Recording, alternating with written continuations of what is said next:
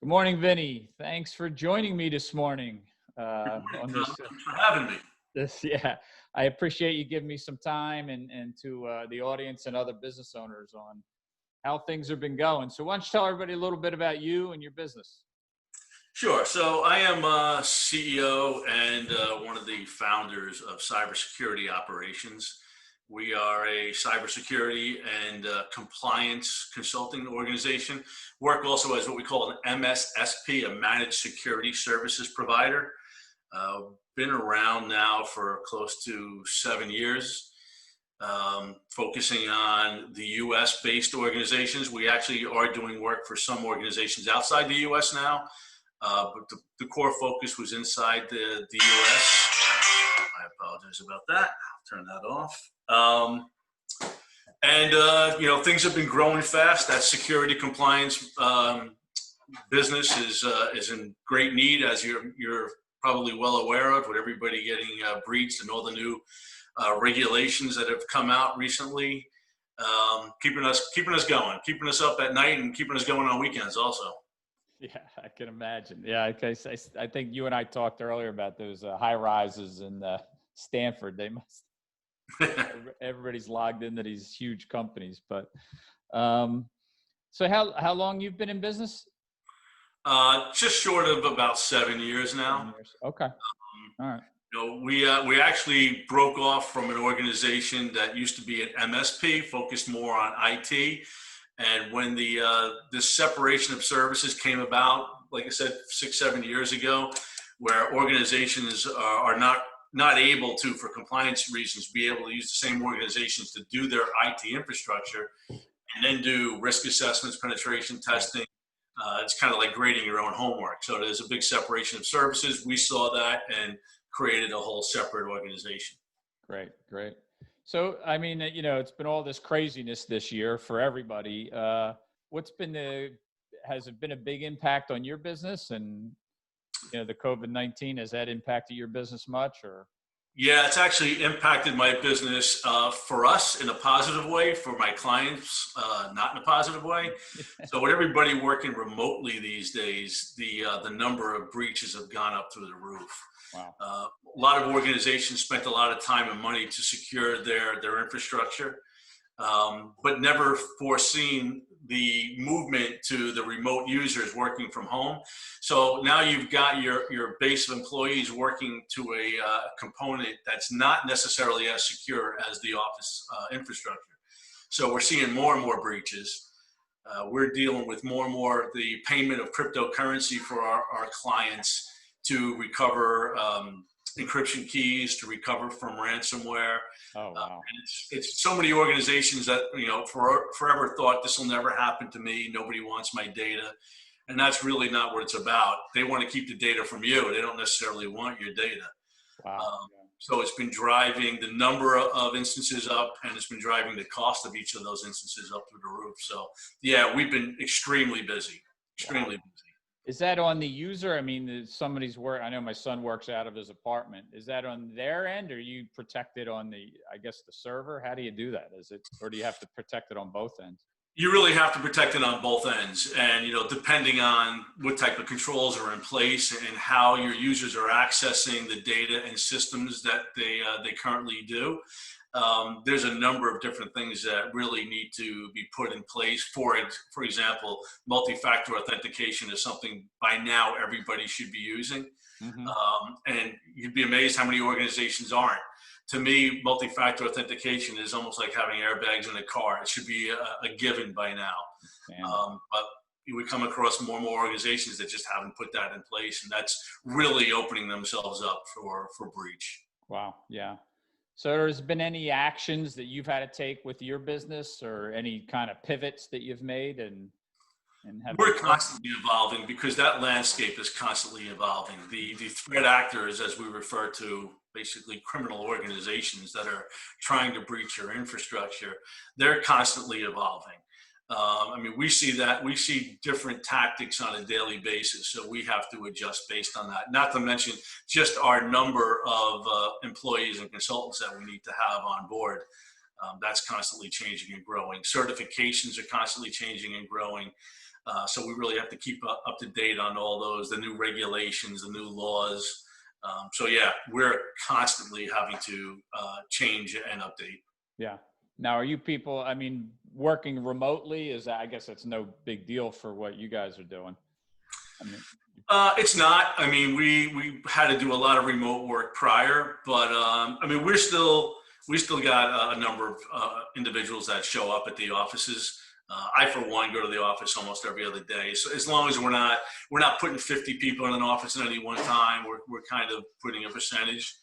But you know, we still have to go. If we have to go on site, we still go on site.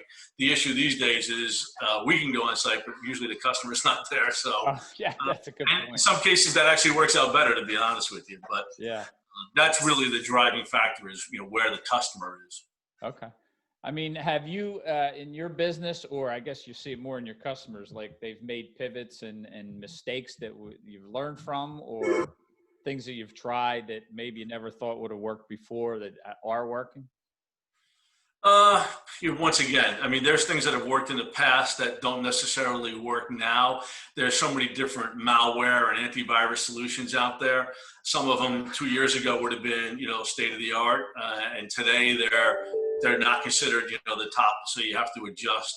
One of the things that I see a lot of from organizations is they'll say, hey, I invested in this solution 3 years ago. And unfortunately, that solution hasn't kept up with the latest and greatest. And, you have to make those changes. So that'll frustrate customers from time to time. Mm-hmm.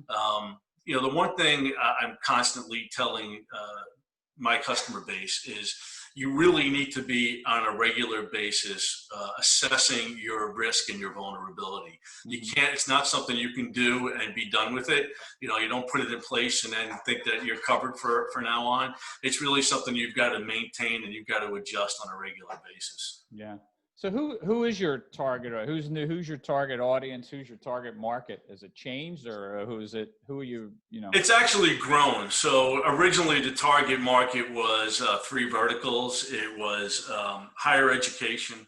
It was the financial industry and the healthcare industry. And quickly we ended up getting into the manufacturing industry.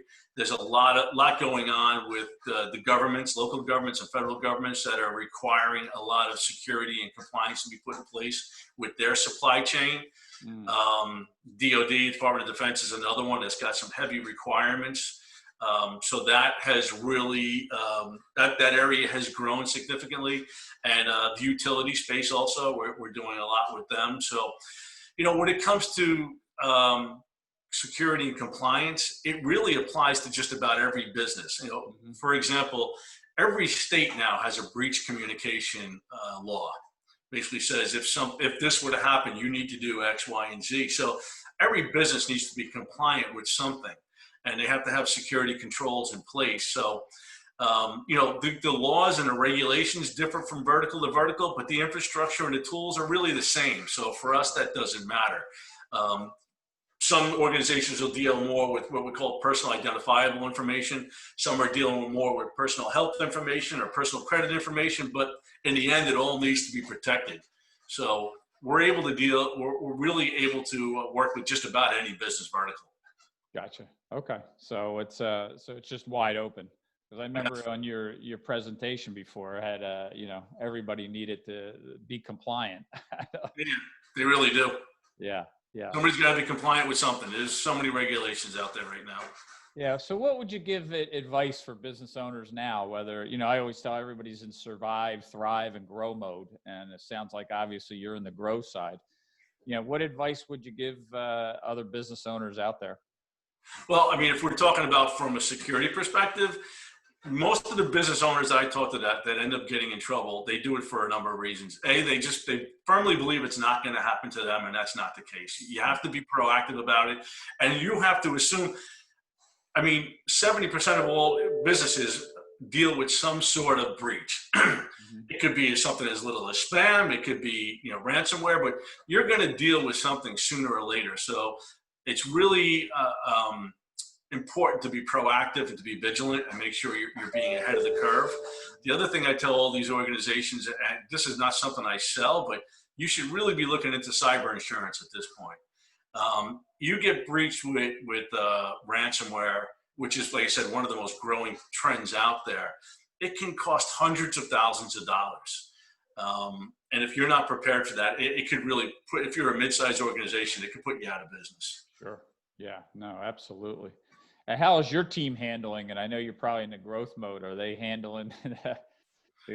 That's They're doing well. They've been asked to put in, some additional hours and some weekends these days. But, one of the trends that you see is with this ransomware, it seems to happen on Fridays and Saturdays. They hit these organizations when they're at their most vulnerable. They don't have a full staff. There's no one really looking at the house. And then when they come in Monday morning, they go to work and they find out that they're all lapped up. Now they're in a panic mode. And you're more likely to pay the threat actor when your business is down hard than when you've got a weekend to try to recover from it. So I got you. These guys are pretty smart, and they look at all angles. So that's one of the reasons we're doing more and more weekend work. Gotcha. That's interesting. Yeah. So Vinny, if somebody wanted to get a hold of you, and I recommend, based on what you're saying, that they should, how would they get a hold of you? There's a number of ways. Try to make it simple. They can call me direct, 914-350-2050. They can reach out to support at cybersecop.com, cybersecop.com. Either one of those, or if you just go to that website, you'll also see there's an 800 number for contact also. There's also the ability to contact us through the website. So great. That makes it easy. Yeah. And certainly if someone has a question, give me a call. I'll hook you up with Vinny. But my last question, is in the growth mode and all this craziness. What's the most inspiring thing that's moving you forward today? Well, I mean, I'm inspired because I really feel like we're able to make a difference. I really try to partner with our client base. I'm not out there to just try to sell them something. I enjoy doing the educational aspect of it, to sit down with them and let them know, here's what's happening. Here's why you want to do these things that I'm talking to you about. Here's the return on your investment. A lot of organizations will say, that's too big of a cost. And I'll, sit down and talk to them about the cost of not doing something, right, which in the end is going to be way greater. So, I enjoy that aspect of it. I believe I'm making a difference. I've had a number of large organizations come back and thank me for just saying we put that in place, and we've actually seen, this help and protect us from damage.